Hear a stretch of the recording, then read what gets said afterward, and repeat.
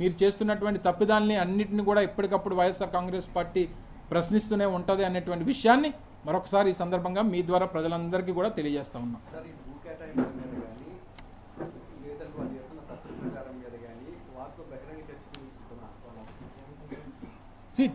చర్చ అనేటువంటిది మేము మొదటి నుంచి అడుగుతూ ఉన్నాం. నేను ఇందాక కూడా చెప్పాను కదా, మొదట్లో నా సమావేశం మొదలుపెట్టినప్పుడే చెప్పాను. గడిచినటువంటి 24 మాసాల్లో వారు 2024లో అధికారంలోకి వచ్చిన దగ్గర నుంచి ఈ రోజు వరకు రాష్ట్రంలో ఎన్ని కంపెనీలు వచ్చినాయి, తద్వారా వచ్చినటువంటి ఉద్యోగ అవకాశాలు ఎన్ని చెప్పమనండి. దాని మీద చర్చ అంటే అదే కదా, దాని మీద చర్చకి రమ్మనండి.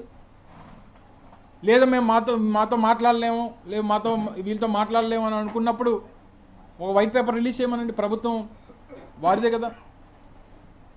ఇదిగో 2024లోకి వచ్చిన తర్వాత చేసుకున్నటువంటి ఒప్పందం ఇది.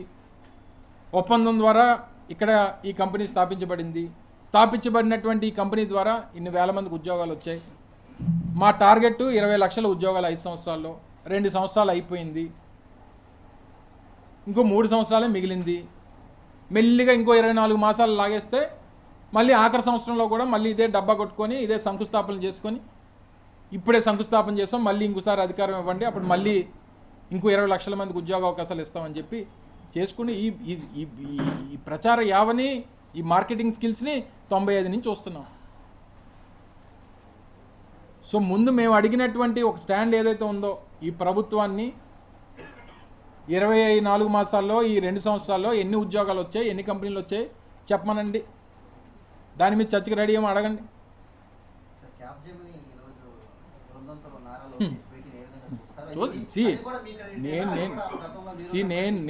నేను చెప్తున్నాను కదా, నేను హెరిటేజ్ వాళ్ళు ఒక ఐటీ కంపెనీ స్థాపించి వాళ్ళు పెట్టుకున్నా మేము స్వాగతిస్తామని చెప్తున్నాం కదా. ఈ రాష్ట్రంలో ఏ సంస్థ వచ్చి 10 మందికి ఉద్యోగాలు ఇస్తామన్నా సరే మేము సంతోషపడతాం, వెల్కమ్ చేస్తాం. కానీ కనీసం ఒక్క ఉద్యోగస్తుడు కూడా లేనటువంటి ఒక కంపెనీని తీసుకొని వచ్చి వారికి 55 ఎకరాలు ఇచ్చి 2500 కోట్ల రూపాయలు విలువైనటువంటి భూమిని ఇచ్చి, కనీసం ఆఫీస్ కూడా లేనటువంటి సంస్థను తీసుకొని వచ్చి భూములు కేటాయింపులు చేస్తున్నప్పుడు దాన్ని అడ్డుకోమంటారా వద్దంటారా చెప్పమనండి. కంపెనీల పేర్లు అదే చెప్తున్నా కదా, టీసీఎస్, కాగ్నిజెంటో, లేకపోతే క్యాప్జెమినియో.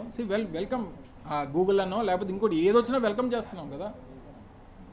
కానీ వచ్చినటువంటి కంపెనీలు ఈ కంపెనీలు, పెద్ద కంపెనీలు పేర్లు చెప్పి జరుగుతున్నటువంటి దోపిడీ గురించి చెప్తా ఉన్నాం. సో దయచేసి దాన్ని ప్రశ్నించమని మీరే ఎవరో అడిగినట్టున్నారు. 99 పైసలకి ఎలాగిస్తారు భూమి అని చెప్పని అడిగితే 99 పైసలకి కాదు, అవసరమైతే మొత్తం 99 పైసలకే ఇస్తానన్నాడు ఆయన. ఎవరి జాగీర్ ఇది? అది కూడా ఏం చెప్పాడు, ఓన్లీ ఫార్చ్యూన్ 500 కంపెనీస్, టాప్ 500 కంపెనీస్లోనే వారికే అని చెప్పని అన్నాడు. మొన్న ఒక సెమీ కండక్టర్ కంపెనీకి ఒక ల్యాండ్ అలాట్మెంట్ చేశారు, అది ఫార్చ్యూన్ 500 కంపెనీలో ఉంది. అది రియల్ ఎస్టేట్ కంపెనీలకి 99 పైసలకి ఇచ్చారు, అది ఫార్చ్యూన్ 500లో ఉందా? ఇదంతా కూడా ఒక అవినీతి కార్యక్రమం. చెప్తున్నాను కదా, విశాఖపట్నంలో గడిచినటువంటి 2 సంవత్సరాల్లో జరిగినటువంటి ల్యాండ్ అలాట్మెంట్స్ అనేటువంటిది one of the biggest scam in India.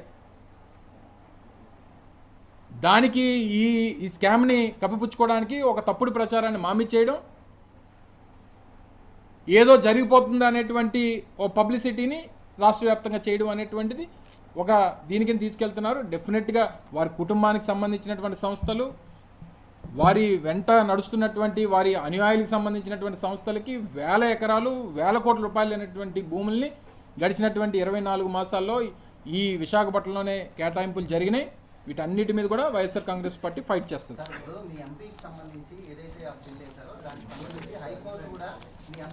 విన్నాను, ఇప్పుడే నువ్వు ఉంటుండగానే చెప్పాను. మనకు అంటే నేను చెప్పింది నువ్వు వినవనుకుంటాను, నువ్వు చెప్పింది నేను వినాలి. నేను క్లియర్గా చెప్పాను కదా, నువ్వు వచ్చిన తర్వాత కదా మాట్లాడు. నువ్వు ఎలాగ లాస్ట్ 2 మినిట్స్లో వచ్చావు. నువ్వు వచ్చినప్పుడే చెప్పాను. ఏం చెప్పాను? ఒకవేళ మాకు మొట్టికాయలు వేసిందని అనుకుందాం, ఎప్పుడన్నా కేసు వేసినప్పుడు కూర్చున్నటువంటి జడ్జి గారు సహజంగా కొన్ని ప్రశ్నలు లేవనెత్తడం అనేటువంటి సహజం. ఒకవేళ మా పిల్లే తప్పు అయితే అసలు అడ్మిటే చేయరు కదా. అడ్మిట్ చేశారంటే అందులో వాస్తవాలు ఉన్నాయనే కదా అడ్మిట్ చేసినట్టు.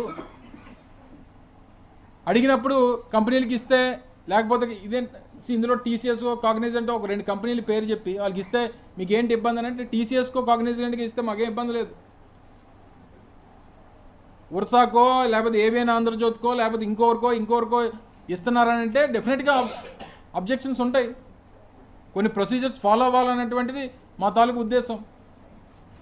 మీ పాలసీల్లోనే పెద్ద బ్లండర్స్ ఉన్నాయనేటువంటిది మా పార్టీ తాలూకు ఆలోచన, ప్రజల తాలూకా ఉద్దేశం. ఆ ఉద్దేశాన్నే పబ్లిక్ ఇంట్రెస్ట్ లిటిగేషన్గా మా ఎంపీ గారు ఫైల్ చేశారు. దాని మీద ప్రశ్నలు వచ్చాయి, వచ్చిన తర్వాత అడ్మిట్ చేశారు. రెస్పాండెంట్స్ అందరికీ కూడా నోటీసులు సర్వ్ చేయడం జరిగింది. ఇందులో ఎక్కడ వైఎస్ఆర్ కాంగ్రెస్ పార్టీకి ముట్టుకెళ్ళని అంటే ఇంకేం చెప్తాం మేము.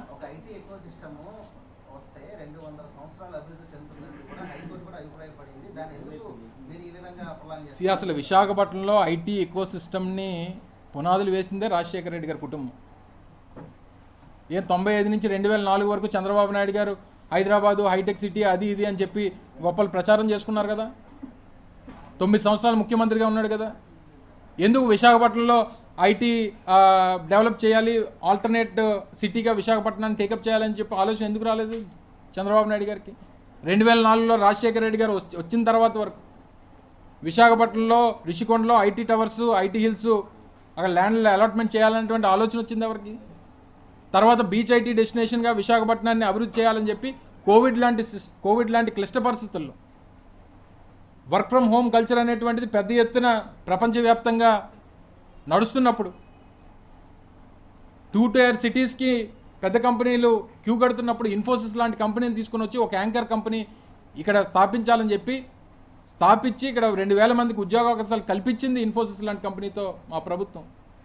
ఎకోసిస్టమ్ బిల్డప్ చేయాలనేటువంటి దానికి కావాల్సినటువంటి వాటికి పునాదులు వేసింది వైఎస్ఆర్ ప్రభుత్వం, వైఎస్ఆర్ కుటుంబం. మళ్ళీ కొత్తగా వచ్చి ఎకోసిస్టమ్ అని అంటే ఎకోసిస్టమ్ పునాదులు వేసిందే మేము కదా. ఇప్పుడు దాని పేరు చెప్పి భూములు కొట్టేస్తున్నారు. చెప్పమనండి, పోనీ అదే టీసీఎస్ అదే కాగ్నిజెంట్ కాకుండా మిగిలిన కంపెనీలు ఏమొచ్చాయి చెప్పమనండి. అవి ఇంకా రాలేదనుకో, వస్తున్నాయనుకో. కొన్ని మిగిలిన కంపెనీలు ఏమొచ్చాయి, వచ్చినటువంటి వాటికి ఎంతమందికి ఉద్యోగాలు ఇచ్చారు, ఎంతమందికి ఉద్యోగావకాశాలు కల్పించారు చెప్పమనండి. 100 చెప్తారండి హెచ్ఎస్బీసీ వెళ్ళిపోయిందని, అదే వెళ్ళిపోయిందని. హెచ్ఎస్బీసీ అనేటువంటి సంస్థ లేకపోతే ఇంకో సంస్థ అప్పుడు ఉన్నటువంటి పరిస్థితులను బట్టి ప్రపంచవ్యాప్తంగా వారికి ఉన్నటువంటి బిజినెస్ని బట్టి, అలాగైతే అమెజాన్ కానీ లేకపోతే ఇంకో కానీ టీసీఎస్ కానీ ప్రపంచవ్యాప్తంగా లేఆఫ్స్, ఇంటెల్లో కానీ అనేక ప్రపంచ దేశాల్లో అనేక ప్రాంతాల్లో లేఆఫ్స్ అనేటువంటి జరుగుతూ ఉన్నాయి.